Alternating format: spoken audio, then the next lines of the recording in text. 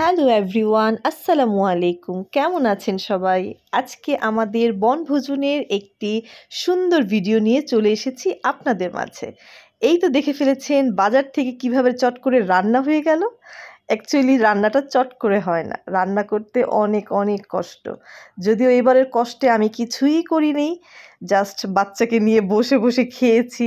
এই হলো বনভোজন। আমার বোনরা, ভাবি, ওরাই সব কিছু করেছে।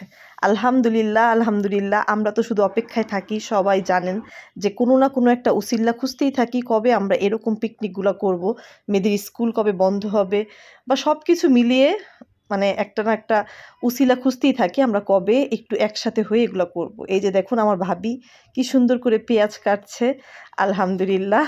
আর এরপর আমার বোন অ্যানি আপু ডালটা ধুচ্ছে, খুব সুন্দর করে আদর করে যত্ন নিয়ে কচলিয়ে কচলিয়ে ডালটাকে ধুচ্ছে।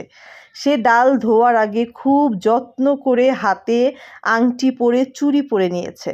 তারপর ডিম সিদ্ধ করে ডিমটাকে খুব সুন্দর করে খুব ঝাঁকি দিয়ে দিয়ে নেড়ে নেড়ে ভাঙছে।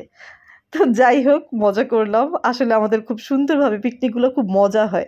এখানে আমার ভয়েস দেওয়া হয়, ভয়েস না দিয়ে আসলে কোনো উপায় নেই, কারণ আমাদের মানে এইসবের সময় যেই ধরনের কথা হয় এই কাজগুলোর সময়, এই কথাগুলো যদি রাখি আমাকে সবাই একদম ঘাট ধাক্কা দিয়ে এখান থেকে বের করে দিবে, তো আমাদের পক্ষে সম্ভব না।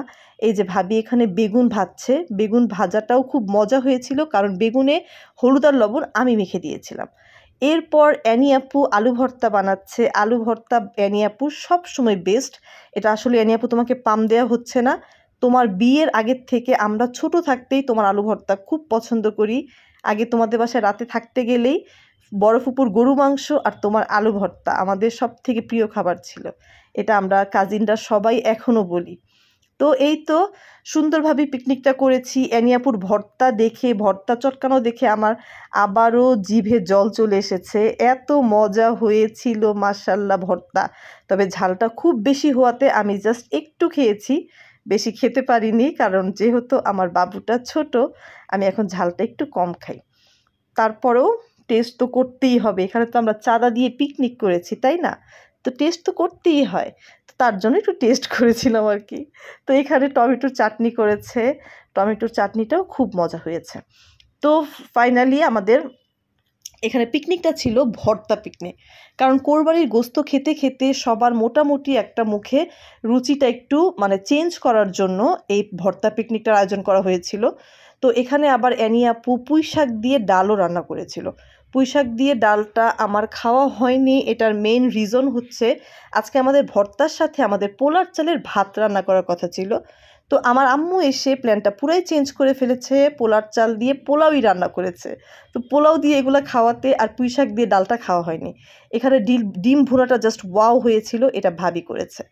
তারপর আমার মেয়ে, অ্যানিয়াপুর মেয়ে, ওরাও কাজিনরা সবাই মিলে খাওয়া বেড়ে বেড়ে নিচ্ছে। আমার বোন তানিয়াপু সবাইকে বেড়ে দিচ্ছে, আব্বু, বড় ফুপু, আম্মু ওরা সবাই আগে খেতে বসেছে। তারপর ওরা খাওয়া শেষ করেছে, পরে আমরা সবাই খেতে বসেছি।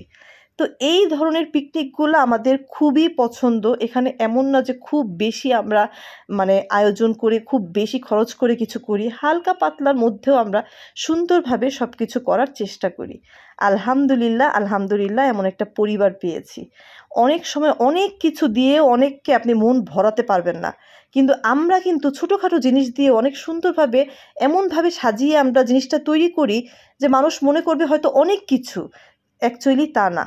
আমরা খুব সুন্দরভাবে এই যে বাচ্চাগুলোকে নিয়ে ওদেরকে একটু আনন্দ দেয়া, ওরা আসলে একসাথে হলে ওরাও আনন্দ পাচ্ছে, আমরা বোনরাও আনন্দ পাচ্ছি। দেখা গিয়েছে সেদিন আব্বু ফুপু ওরাও একসাথে হয়েছে, ওরাও গল্প করেছে।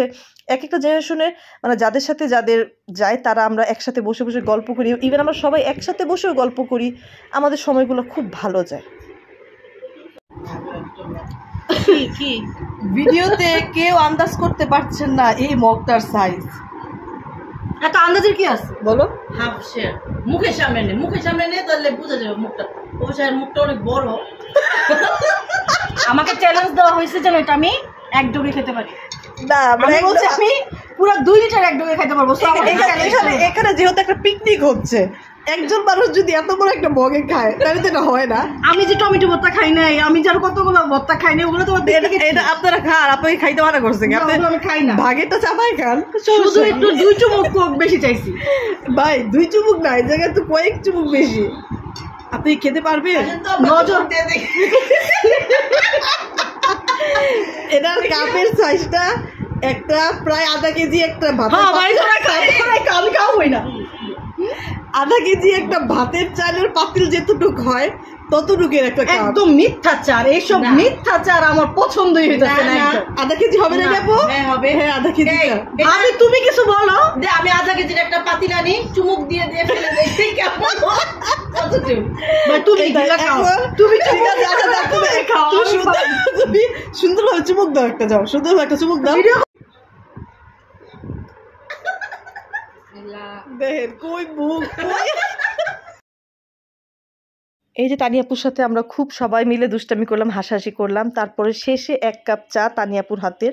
আলহামদুলিল্লাহ খেয়ে আমরা সবাই যার যার মতো বাসায় চলে এসেছি। সবাই আমাদের জন্য দোয়া করবেন, আমরা যাতে সবসময় এভাবে ভালো থাকতে পারি, আমাদের বন্ডিংটা যাতে সবসময় এরকমই থাকে। আল্লাহ হাফিজ, আসসালামু আলাইকুম।